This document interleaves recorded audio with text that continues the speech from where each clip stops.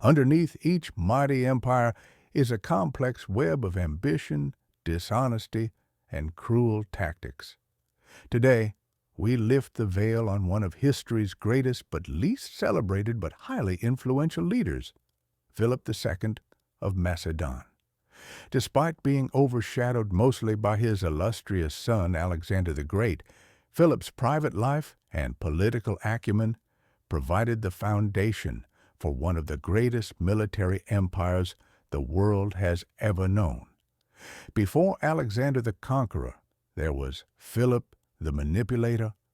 Philip II did not simply fight wars with spears and swords. He used marriage, seduction, and emotional blackmail to bind a broken kingdom together and remake the ancient world. But it was the same devious strategies that forged his empire that would eventually light the fire of his catastrophic destruction. It started with a celebration and ended in an assassination.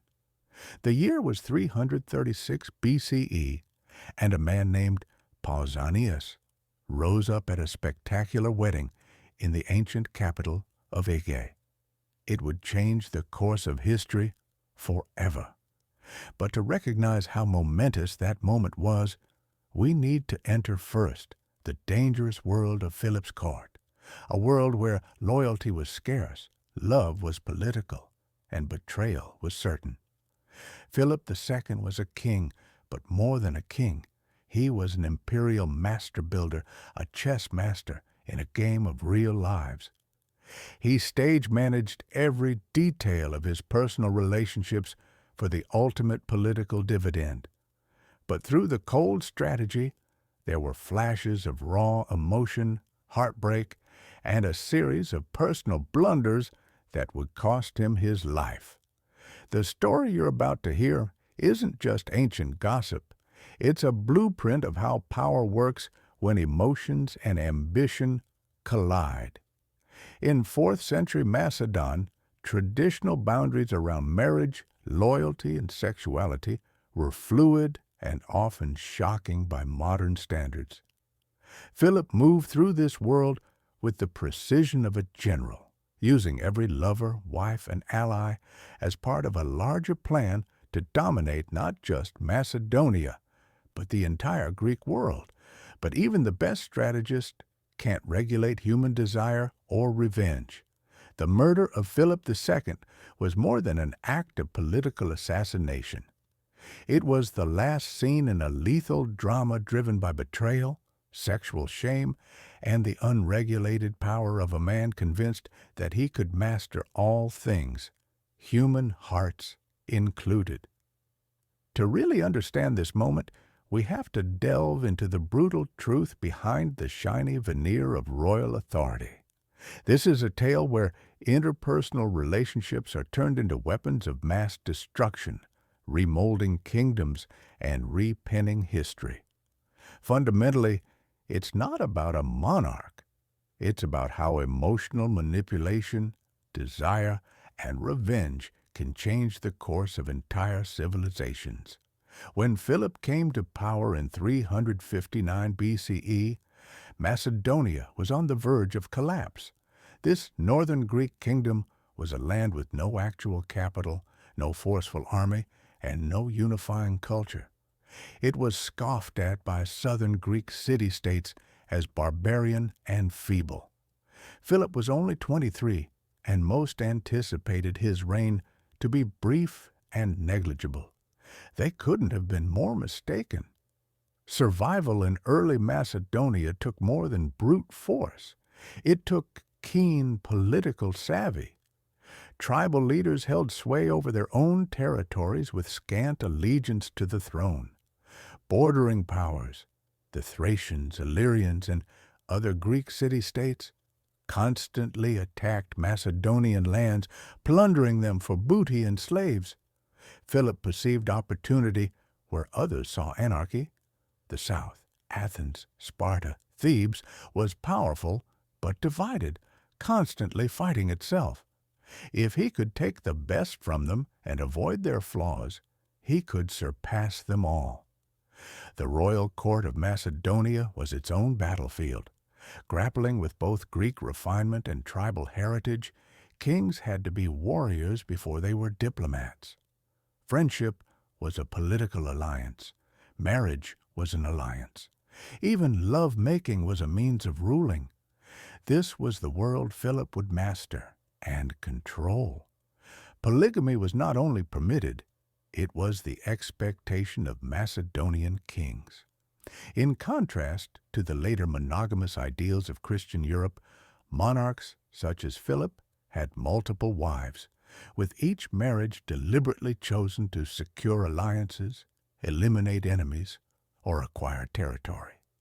Inside the palace, this bred a dangerous competition among queens, vying for their child's position in the line of succession.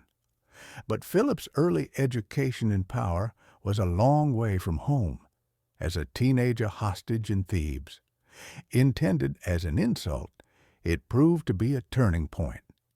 In this great Greek city-state, he watched sophisticated military tactics, elegant diplomacy, and the delicate game of politicizing personal relationships. He learned that sexual power, rivalries, and threats of violence alone could keep an empire together. These lessons would remain with him and ultimately shape his reign. Upon his return to Macedonia, Philip did not merely reform the army, but redefined the very codes of royal authority. His most creative tactic was not on the battlefield, but in the bedroom. Marriage became his most effective tool, and he wielded it with calculating ruthlessness. Philip wed 7 times, each marriage a strategic move. His first wife, Phila of Elymia, was selected to gain domestic support from a strong noble family, and that was only the start. Each wife was a diplomatic goal, a territorial prize, or a political concession. His network of marriages reached around the ancient world, but the strings were thin, and some would be used as nooses. Philip's political aspirations didn't stop at the edges of his kingdom, they extended into his own bedroom. His next marriages to women such as Nicosepolis of Phae, Philina of Larissa, and most notoriously of all, Olympias of Epirus, were not only romantic selections, they were strategic maneuvers. Each union provided Philip with more than an ordinary wife. They provided him with cavalry troops, navy vessels, soldiers, and strategic ground, key instruments in a nascent empire. But his union with Olympias in 357 BCE would prove to be both his strongest and most dangerous alliance. She wasn't another queen. Olympias was a mysterious and vengeful woman who was heavily invested in mystical religious cults like the cult of Dionysus and the mysteries of Orpheus. She is depicted by ancient accounts as brilliant, passionate, and merciless in defending her own power, and more crucially, her son Alexander's future. Even from the start, their relationship was a volatile combination of true passion and brutal ambition. Olympias arrived with the courtly elegance of Epirus, a refined and sophisticated society that raised the previously boorish Macedonian court to rival the likes of Athens and Sparta. Her presence came, however, at a price.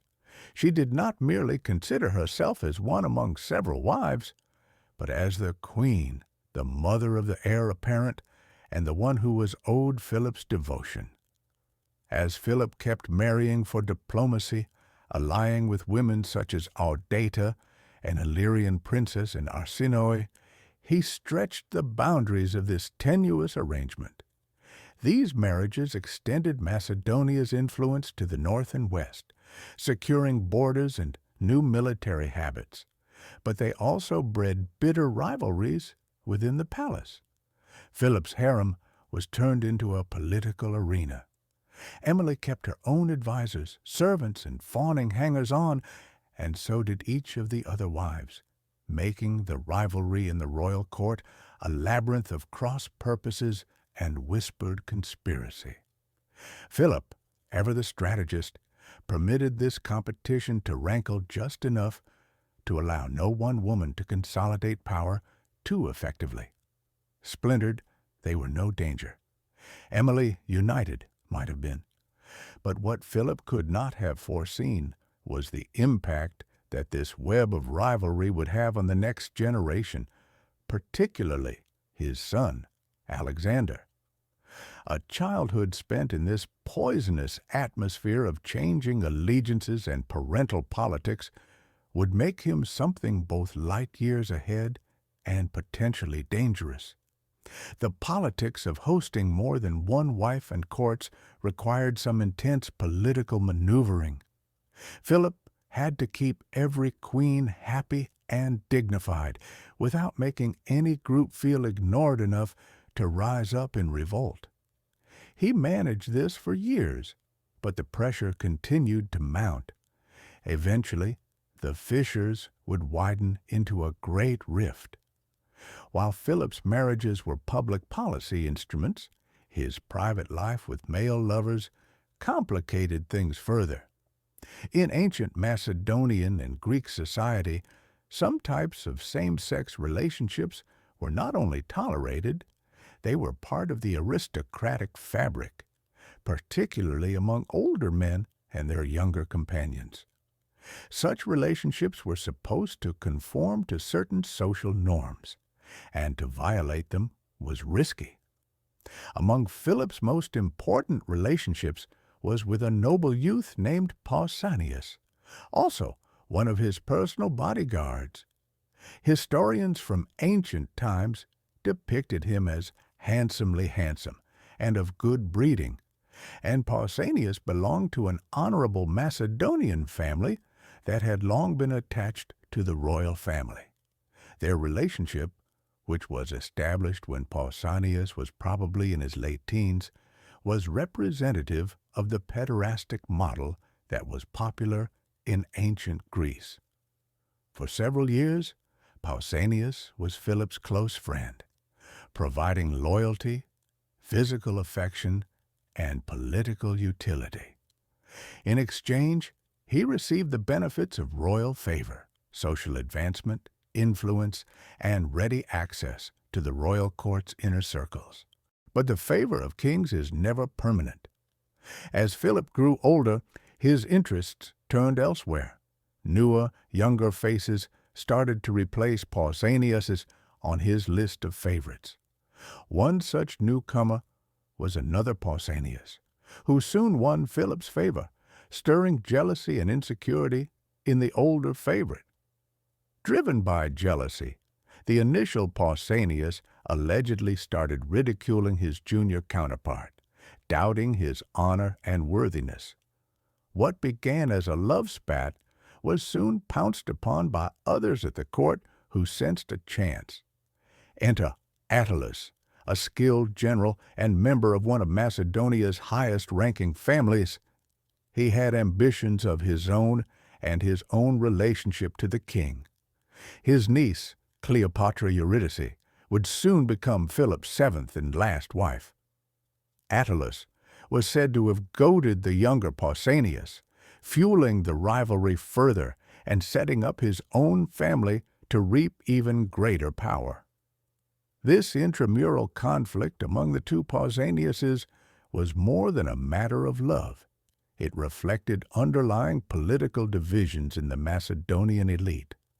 Offstage, factions were gathering, ambitions were colliding. What had begun as a competition for love was becoming a political powder keg. And then the spark was ignited. At a banquet in Attalus's mansion, there was one horrific incident of violence that even the sadistic Macedonian court deemed intolerable. As related by ancient historian Diodorus Siculus, the older Pausanias was specially made drunk and then raped by the party's group of men, presumably in Attalus's knowledge or even participation. It was no spur-of-the-moment act of cruelty. It was an act of calculated cruelty intended to publicly shame him, to ruin his pride, strip him of royal favor, and cut him off from Philip forever. In ancient Greek and Macedonian society, to be a victim of sexual assault was to bear a deep and abiding shame, particularly for one like Pausanias, whose social status depended so much on his beauty, his masculinity, and his relationship to the king. This is what Attalus, the general who ordered the assault, must have hoped, that by humiliating Pausanias he could dispense with a competitor for the king's favor and pave the way for his own protege to advance in court. In response to the attack, Pausanias followed proper legal procedure. He appealed directly to King Philip, not just as a sovereign, but as a man he had trusted at one time in his life. According to Macedonian law and tradition, Philip had the power and the obligation to deal with those who were guilty, particularly when the offense involved his close associates. As there was their personal history, Pausanias could reasonably expect justice to be served and to be sure of it. But Philip's reaction revealed the cold truth of political expediency. Despite whatever private sympathy he might have felt for Pausanias, he was not prepared to offend Attalus, a useful general whose star was rising fast.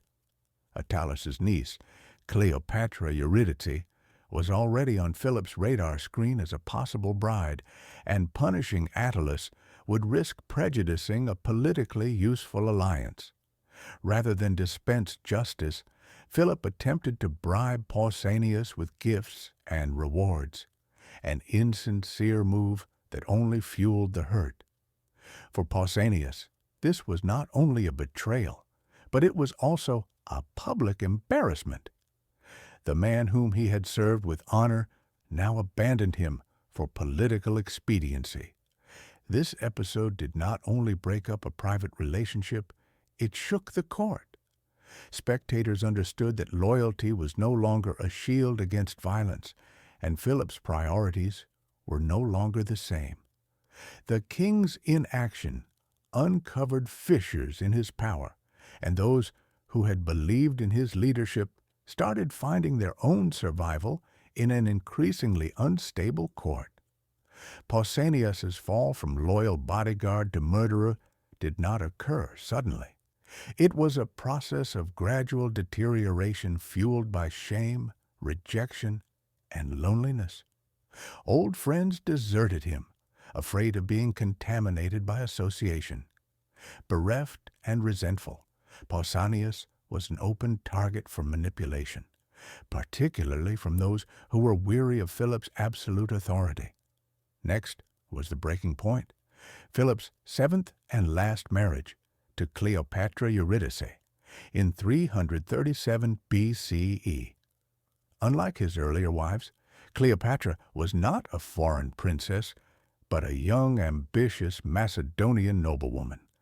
Her wedding to the king was intended to secure bonds with Attalus's influential family, but rather it destabilized the entire royal household.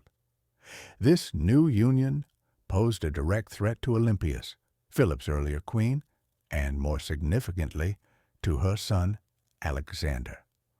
Cleopatra's youth, beauty, and noble birth made her a possible mother to a true Macedonian heir, presenting perilous questions regarding Alexander's legitimacy. The marriage celebration, intended to seal alliances, only served to show how divided Philip's household was. At the celebration, Attalus, now boosted in confidence by his relationship with the queen, openly implied that Cleopatra would provide Philip with a real heir, a veiled attack on Alexander's mixed heritage through Olympias. Furiously, Alexander attacked Attalus, and the confrontation almost escalated into violence. Philip was compelled to stop it, but his efforts at mediation only underscored how boxed in he was. Backing Alexander would mean betraying Attalus. Backing Attalus would mean undercutting his own son's right to rule. By attempting to please both, Philip succeeded in pleasing neither. Olympias retaliated promptly and unyieldingly. She went back to Epirus, and with her not only pride, but a precious political alliance. Philip was now alienated from his former mighty queen, and his standing in northwestern Greece was undermined, and his foes were taking note. More perilously, Olympias did not go quietly into the night. She started actively scheming against Philip, using her vast circle of acquaintances and her fierce mother love for Alexander. The king had not merely lost a wife, he had gained a formidable enemy. All of this came as Philip was making preparations for his most ambitious venture to date, an invasion of the Persian Empire. Having spent years in planning and alliance formation, he was poised to send out a campaign which could raise Macedonia to unprecedented heights. But rather than harmony, his court was characterized by faction fights, distrust, and a potentially devastating power vacuum. When Cleopatra Eurydice gave birth to a son, Caranus, the crisis deepened. Unlike Alexander, Caranus was of pure Macedonian blood, and his arrival gave Philip a new potential heir. Though Alexander remained the official successor, the court was now gripped by uncertainty. Factions began forming, each hedging bets on different outcomes. Who would rule when Philip died? Who would hold power in a post-Philip world?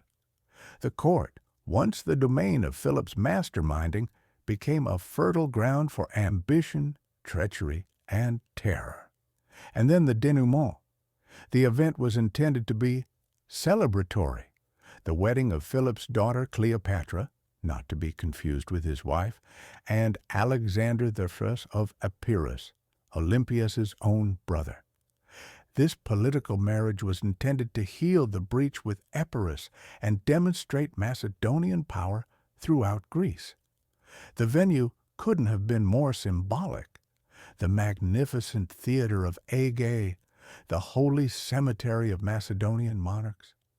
Dignitaries from all over the Greek world had converged to witness the spectacle, a festival of royal solidarity, military strength, and divine blessing. Plays were performed, offerings were made, and the atmosphere crackled with expectation. But under the bluster, the atmosphere was oppressive. Philip's foes, once dispersed and silent, now lurked in his every step.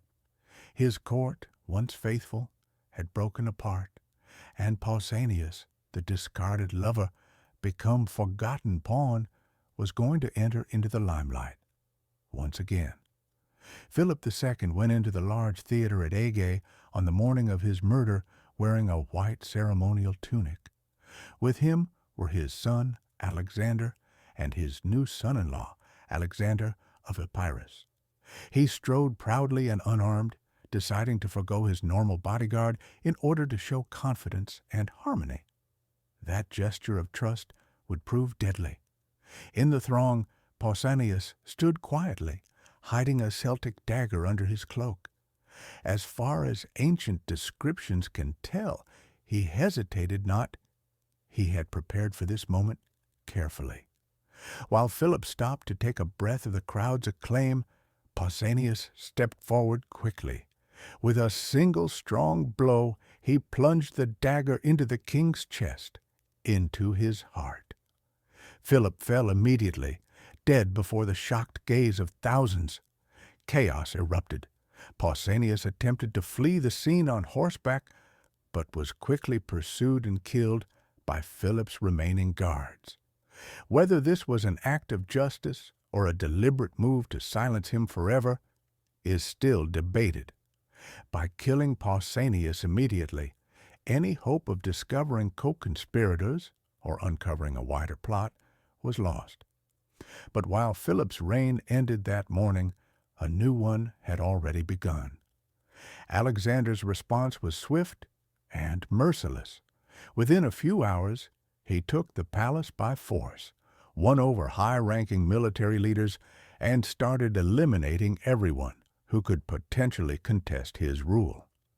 His swift and firm action forestalled the very succession crisis that most people had dreaded.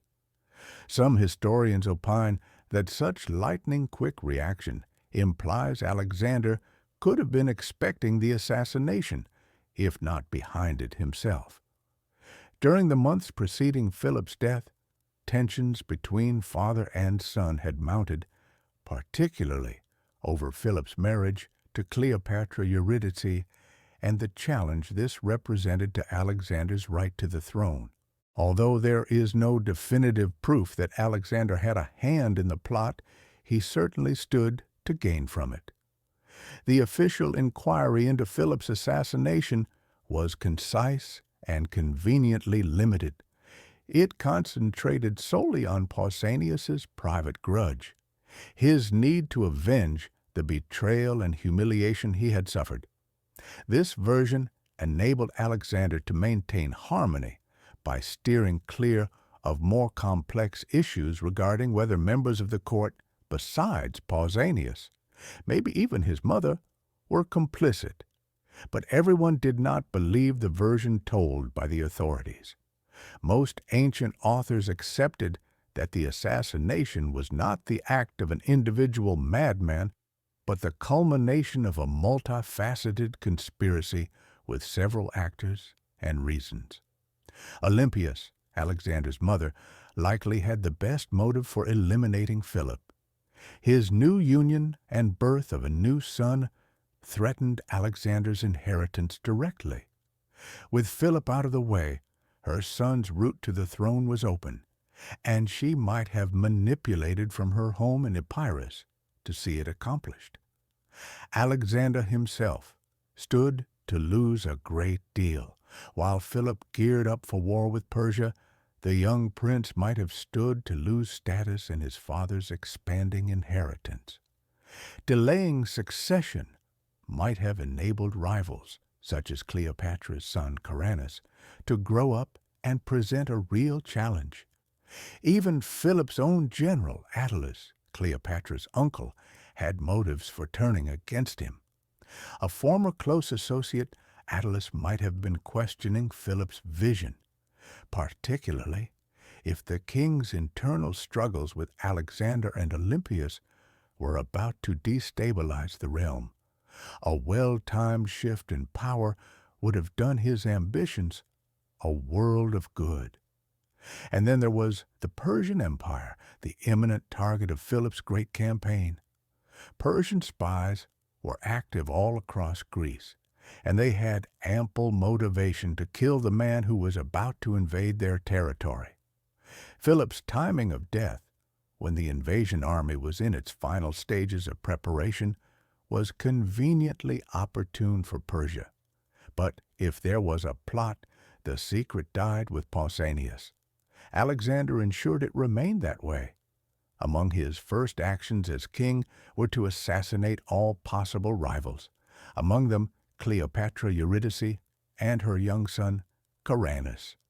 Whether through need or paranoia, this ruthless purge erased any rival claims to the throne and eliminated any living witnesses to the assassination who might have illuminated the deed. What ensued was complete consolidation of power. Within weeks, the 20-year-old Alexander had become Macedonia's undisputed master. He gained the loyalty of the army, eliminated internal rivals, and expanded the empire his father had initiated, now on an even bigger scale. Philip's death concluded one of history's most ambitious reigns. But from that gory stage in Aegae, a new saga unfolded, one that would reconfigure the known world. The complicated private relationships, betrayals, and scores to settle that culminated in the murder of Philip were far more than court intrigue. They were the fire in which Alexander the Great was tempered. Any rumor that circulated in the palace, any affronted lover, any unpunished transgression, These were the elements that forged the destiny of the ancient world. In the end, Philip II's greatest legacy wasn't just his military reforms or political alliances. It was the son who inherited both his ambition and his ruthlessness. A son who would go on to conquer the greatest empire the world had ever seen. The violent aftermath of Philip's murder did not stop with his death. It spread quickly to Cleopatra Eurydice and her baby son, Caranus. Although a queen and recently wedded to Philip, Cleopatra had no influential friends to defend her. At the instigation of Alexander's mother, Olympias, mother of the future king and child, were put to death, removing any obstacle to Alexander's succession. Olympias's recourse to court initiated a ruthless purge. Ancient accounts tell how she arranged the killing of Attalus's relatives and loyalists, taking both personal revenge and paving the way for her son's unopposed dominion. Her actions betrayed a smoldering anger at Philip's betrayal and an angry resolve to secure Alexander's supremacy. For the Macedonian elite, these swift acts of vengeance were a sobering warning. Alexander's rule would be much more ruthless than his father's. Where Philip had so frequently resorted to diplomacy instead of destruction, Alexander embraced the application of force and fear, making the message quite clear that resistance would not be an option. These initial purges were not confined to the royal family members. Any noble whose allegiance was suspect had themselves placed on the chopping block. Alexander's strategy was preventive and systematic, tending to indicate that schemes for this bloodied consolidation of power were well underway, even before Philip's murder.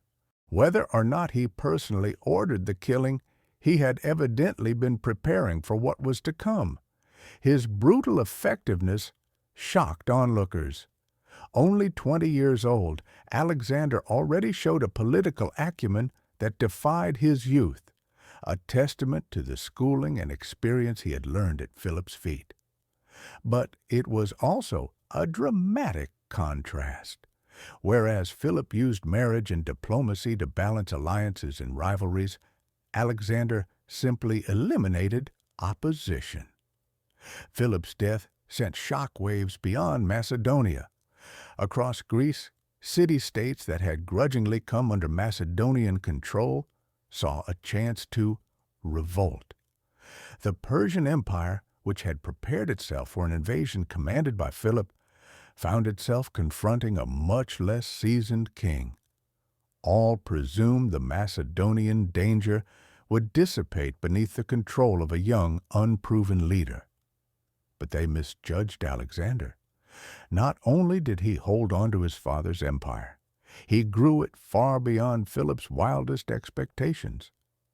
Alexander's own life also illustrated his clean break from his father's pattern. Whereas Philip had made marriage and sex into weapons for forging alliances, Alexander practiced a measured and strategic strategy. He stayed out of the affairs that had led to chaos during Philip's later years. His deepest relationship was with Hephaestion, a noble and lifelong friend. Their friendship, termed by ancient authors both romantic and extremely emotional, was based on mutual respect and unshakable loyalty. Unlike Philip's relationships, which tended to feature shifting power balances and palace intrigue, Alexander's relationship with Hephaestion formed a source of strength and stability. Hephaestion was more than a paramour. He was a respected warlord and counselor, one upon whom Alexander could fully rely. It was this extensive trust that enabled Alexander to entrust powers with full confidence, something Philip had never managed to do despite his numerous marriages and unions. Another significant relationship was with the Persian eunuch Bagoas, once a slave of Darius III. Although their bond had obvious political connotations, a declaration of Alexander's fusion with Persian ways, there is some evidence that genuine affection developed between them from the ancient sources. It was a sign of Alexander's practical adoption of Persian habits where it benefited his ambitions, further separating him from the more ethnocentric leadership of his father. Although Alexander did eventually wed, first Roxana, a Bactrian princess, then Statera, Darius's daughter, these marriages were purely political. They served to solidify his dominance over conquered lands. But unlike Philip, Alexander did not assemble a harem of politically driven marriages. He maintained his private life simple and uncomplicated by the sort of household political entanglements that had almost destroyed his father's kingdom. This was not only personal, it was strategic. Alexander knew the risks that ensued when personal relationships were turned into political pawns. He had seen how Philip's many marriages and affairs bred jealousy, competition, and eventually assassination. Resolved not to follow in that pattern, Alexander kept his emotional life locked away, leaving him free to concentrate on what was most important: conquest. The two leaders stood in stark contrast. Philip used his personal life to serve as an extension of his diplomacy, forging valuable alliances through marriage and romance. Alexander's inner circle, however, remained tight-knit and relied on trust, not political marriages, giving him the strength of loyalty over dynastic ambition. By doing so, he bypassed the disastrous court politics that had destroyed his father and created a legacy that would surpass even Philip's greatest visions. Whereas Alexander the Great was able to separate his emotional life from his political calculus, his father had blurred them and paid in blood. That crucial distinction might help explain why Alexander achieved conquests beyond even Philip's most ambitious imagings. But Philip's shadow of assassination was not extinguished with his life. Rather, it haunted the ancient world for centuries to come. The bloody succession crisis that began in that Macedonian stage reverberated throughout the Hellenistic kingdoms for generations to come. The poisonous combination of political violence, sexual manipulation, and dynastic instability of Philip's court served as a template for disaster in the empires spawned from Alexander's legacy. When Alexander died in 323 BCE, his generals, the Diadochi, cast the ancient world into bloody wars of civil strife. Their conflicts weren't simply struggles of tactics, they were extensions of Philip's court politics on a larger scale. Weddings were used as weapons, friendships were instruments, and treachery was currency. Assassination, which was once uncommon, was made standard. The instability that Philip had permitted, and in most instances created, spread like a weed, infecting the entire Hellenistic world. Even Alexander's mother, Olympias, became a focal point of these bloody struggles for power. Employing the same merciless strategies with which she had confronted Philip's treachery, she also exercised her own ambitions until she was ultimately executed in 316 BCE. But death for her was not the end, only another installment in the legacy that Philip had left behind. The new kingdoms fashioned out of Alexander's empire, the Ptolemies in Egypt, the Seleucids in Mesopotamia, and the Antigonids in Macedonia, all carried Philip's political DNA. They constructed royal courts after his model, extravagant, clever, and perilously unstable. Backstabbing, assassination, and succession crises became the rule, undermining these empires from within. Even Rome, the new power to the west, noticed. Roman historians tended to denigrate the Hellenistic monarchies as corrupt and decadent, in contrast to Rome's alleged discipline and virtue. This contrast was certainly overstated, but it contained a grain of truth. Philip's leadership model, constructed on the manipulation of private relationships, had left behind empires wealthy in culture but impoverished in stability. Outside of politics, Philip's legacy stamped itself indelibly on ancient thought. Philosophers, playwrights, and historians invoked the tragic story of his court to consider power, virtue, and the dangers of unbridled ambition. The tale of Philip and Pausanias served as a warning, a reminder that the greatest rulers are no less susceptible than anyone else to the mayhem they unleash behind the scenes. Modern scholars continue to examine Philip's rule not only for his military genius, but as a study in how personal decisions cascade through the ages. His private life's emotional betrayals, shattered loyalties, and cold-blooded alliances defined the destiny of empires. Philip's murder was not a random act of vengeance. It was the necessary downfall of a culture of manipulation, a politics of love, loyalty, and lust transformed into instruments of domination. And in the end, it consumed its author. His ascension had turned Macedonia into a budding superpower from a weak kingdom. But his personal choices sowed the seeds of destruction. Alexander could have conquered the world, but he was left with a legacy steeped in paranoia, treason, and bloodshed. Philip II's story is a powerful reminder. No ruler, no matter how brilliant, can escape the consequences of their private decisions. His life and his death show us that the true cost of empire is not measured in land or gold, but in the human relationships sacrificed along the way.